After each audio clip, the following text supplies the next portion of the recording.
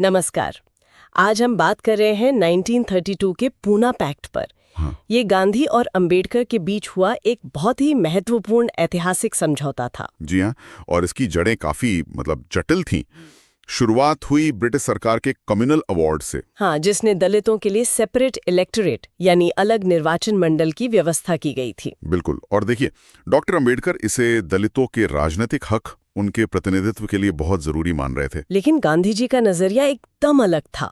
उन्हें लगा कि ये तो हिंदू समाज को बांटने की एक कोशिश है। सही बात है। उन्होंने इसका जोरदार विरोध किया और इसी के चलते वो पुणे की यरोदा जेल में आमरण अनशन पर बैठ गए। तो आज हम यही समझने की कोशिश करेंगे कि भाई इस समझौते में आखिर हुआ क्या था, पृष्ठभूमि क्या थी और इसके असर क्या रहे। चलिए देखते हैं। तो जैसा हमने कहा, बैकग्राउंड था अगस्त 1932 का कम्युनल अवार्ड, दलितों के लिए सेपरेट इलेक्टोरेट। इसका मतलब सीधा सा था कि दलित वोटर सिर्फ दलित उम्मीदवार को ही वोट देगा। जी। अंबेडकर साहब का तर्क था कि इसी से दलितों को सच्ची राजनीतिक आवाज मिलेगी, अपना प्रतिनिधि चुनने का पूरा हक। पर गांधी जी को डर था कि इससे हिंदू समाज में एक स्थायी विभाजन हो जाएगा, हमेशा के लिए। हाँ, जो राष्ट्रीय एकता के लिए उनके हिसाब से ठीक नहीं था। और इसीलिए 20 सितंबर 1932 से उन्होंने वो अनशन शुरू किया। और उस अनशन का दबाव जबरदस्त था। मतलब पूरे देश से डॉक्टर अंबेडकर पर प्रेशर आने लगा। बिल्कुल, अपीलें होने लगीं कि गांधी जी की जान खतरे में है, आप समझौता कर लीजिए। और फिर इसी दबाव के माहौल में 24 सितंबर 1932 को पूना पैक्ट साइन हुआ। जी।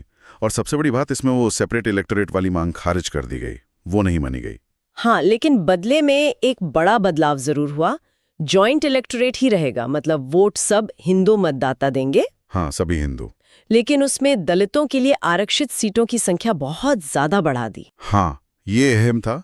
कम्युनल अवार्ड में जितनी सीटें थीं, उससे कहीं ज्यादा, कुल 148 सीटें प्रांतीय विधानमंडलों में। अच्छा, और इस चुनाव का तरीका भी थोड़ा अलग था शायद। हाँ, वो भी था।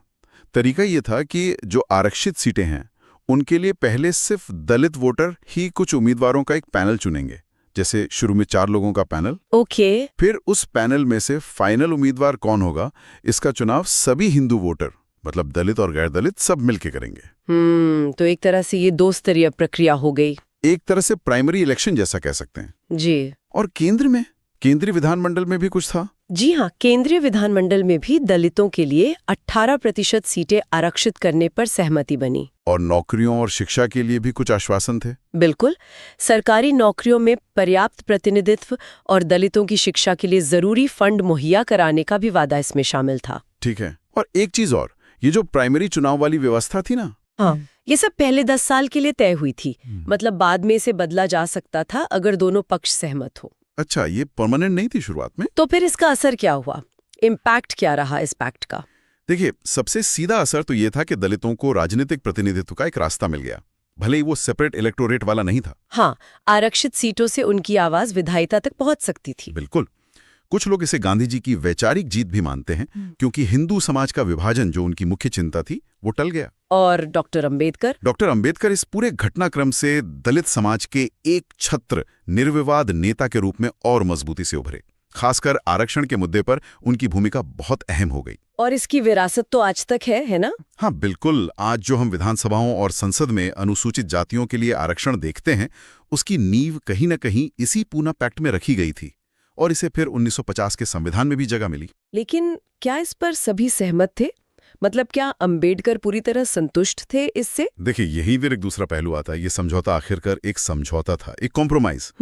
डॉक्टर अंबेडकर ने खुद बाद के सालों में इस पर कह सकते हैं थोड़ी नाराजगी जाहिर की। अच्छा। उनका मानना था कि सेपरेट इलेक्टोरेट बेहतर होता। क्यों? ऐसा क्यों लगता था उन्हें? उनका तर्क था कि सेपरेट इलेक्टोरेट से दलितों को डबल वोट का अधिकार मिलता। एक वोट अपने अलग निर्वाचन क्षेत्र में और दूसरा सामान्य निर्वाचन क्षेत्र में। अच्छा, 2 वोट। जी। उनके हिसाब से ये दोहरा वोट राजनीतिक रूप से दलितों को ज्यादा ताकत देता है। उन्होंने बाद में इसे कहीं ना कहीं एक मीन डील भी कहा, मतलब एक कमतर सौदा। तो संक्षेप में कहें तो पूना पैक्ट एक अहम मोड़ था, जिसने सेपरेट इलेक्टोरेट की जगह जॉइंट इलेक्टोरेट में रिजर्वेशन का रास्ता खोला। हाँ, इसने दलितों का राजनीतिक प्रतिनिधित्व पक्का किया। पर अंबेडकर को अपनी जो मूल मांग थी, उससे पीछे हटना पड़ा, एक समझौता करना पड़ा। बेशक, ये भारतीय राजनीति और समाज के लिए एक बहुत ही निर्णायक क्षण था। बिल्कुल। इसने सिर्फ उस समय का संकट ही नहीं टाला, बल्कि भविष्य की जो आरक्षण नीतियां बनी उनको भी एक दिशा दी।